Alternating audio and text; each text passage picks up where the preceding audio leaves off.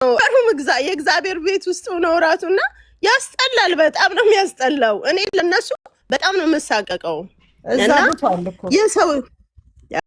የሰው የሆነ ነገር ትቶ የራሳችን ላይ መጸለይ መስራት ጥሩ ነው ባይነኝ እና የሰው ነገር ባትፈልጉ ምን ይሆናል መሰለች ታደረገችብኝ በደለችኝ ምናምን ይላል። በቃ እዛ እንትን ይላል ይሽለጠለጣሉ ወንዶቹ።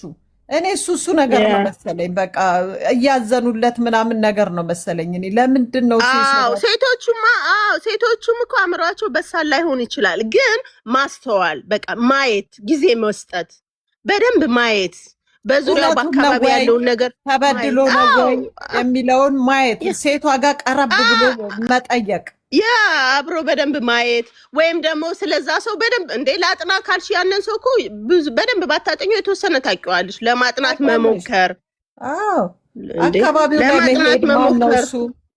እኔ ለምን ለመተኛት እንደሚቸኩሉ፣ ለምን ለኮሚትመንት እንደሚቸኩሉ፣ ለምን የሰው ላይ ባል ላይ እንደሚንጠለጠሉ ወጣቶቹ። እዚህ ደግሞ ለማግባት ለጋብቻ ቀላል ነው። በጣም በትንሽ ብር አገር ቤት ሄዶ መደገስ ይቻላል። እንኳን አገር ቤት እዚህም መደገስ ትችላለሽ። ኦልሬዲ ብር አለ ከሰራሽ እዚህ ብር የሚገኝበት ሀገር ነው።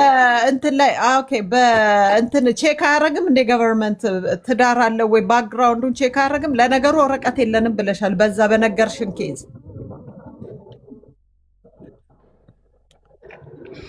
በነገርሽን ኬዝ ምን ብለሻል ነበር? ኔትወርክ ያዘሽ ያቻሪ ወረቀትም አልነበረውም። ጊዜ በኋላ ነው ኮንግረስ ተባለ ወረቀቱም የመጣው እንጂ እኔ እና እሱ ስንተዋወቅ እኔ ነበረኝ እሱ አልነበረውም ነበረ። እሱ ምንም ችግር የለውም። የሰው ልጅ ላይፍ እኮ አንዳንድ ጊዜ ከፍ ዝቅ ይላል። አንዳንድ ጊዜ በጣም እዚህም ተቀምጠው እኮ እዚህም ሆነው እኮ በጣም የትዳር እኔ ትዳር የለኝም ያውቃል ማለት በእኔና በሱ ምንም አይነት ላይ የተደበቀ ሚስጥር ምናምን የለም። ግልጽ ነኝ እኔ በተፈጥሮዬ ራሱ እግዚአብሔር ሲፈጥረኝ በጣም ኦፕን ነኝ፣ ግልጽ ነኝ። ምንም አልደብቀው፣ ሁሉ ነገር ነው የምነግረው። እሱን ሲያጋባ ገቨርንመንት እሱን ሲያጋባ ትዳር አለ ወይስ የለም አይባልም ወይ? በአገሪቱ ህግ በዩኬ ህግ እንዴት ነው ልልሽ ፈልጌ ነው። ኖ አገር ቤት እኮ ነው። አገር ቤት ስለሆነ በህግ አይደለም እኮ አገር ቤት ዝም ብሎ ነው። ላይክ በቸርች ዝም ብሎ ጋብቻ ነው እንጂ በህግ አይደለም። ኢትዮጵያ እዚህ እኮ መንግስት አያውቀውም። ለወረቀትም ብለው እኮ ሴቶች ያደርጋሉ። ይሄንን ታውቂያለሽ አይደል? ለወረቀት ለማግኘት ሲሉ የቆየውን ሰው ያገቡታል። ለወረቀት ሲሉ ብዙ ጊዜ አሜሪካ ላይ አሁን ይሄ ነገር ነው ያለው። የቆየውን ሰው የሰው ባል እንደሆነ እያወቁ ያገባሉ። ለምን ኢትዮጵያ ስታገቢ በ3 አመት ወረቀት ይሰጡሻል፣ ግሪን ካርድ። ያን ነገር ስላለ ብዙ ጊዜ ወረቀት ይመስለኛል ለመኖር ሲሉ የሰው ህይወት ይበቃል።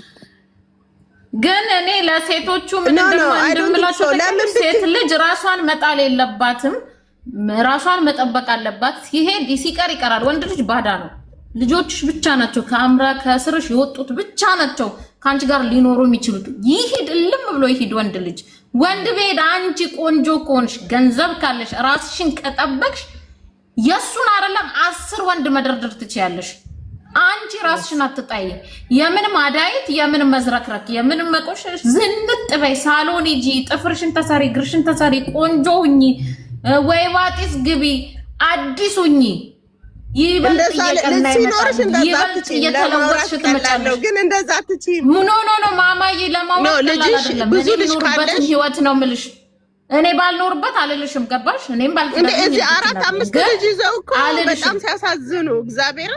ያ ራስን ማጣል ነው፣ ራስ መጣል ነው። ነጮችን እያየሻል እንዴ? 4-5-6 ልጅ። እኔ ብዙ እንትኖች የቤተሰብ ፋሚሊ የሆነ ነገር አያለው።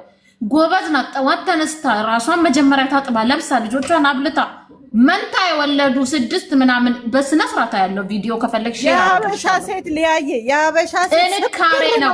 እኛ ምን እንደሆነ ታውቂያለሽ? እና ደግሞ ቤተሰብ ሰለም ከልጅነታችን ጀምሮ እየተነገረን ያደግነው ነገር ነው እኛን ዳይሜጅ እያደረገን ያለው። ያ መሆን የለበትም። ያ ዘመን አብቅቷል። አንቺ ዛሬ ላይ እናትሽ እንደዛ ሆነ ያደገችበት ህይወት አንቺ መኖር የለብሽም። ጠንካራ መሆን ያለብሽ።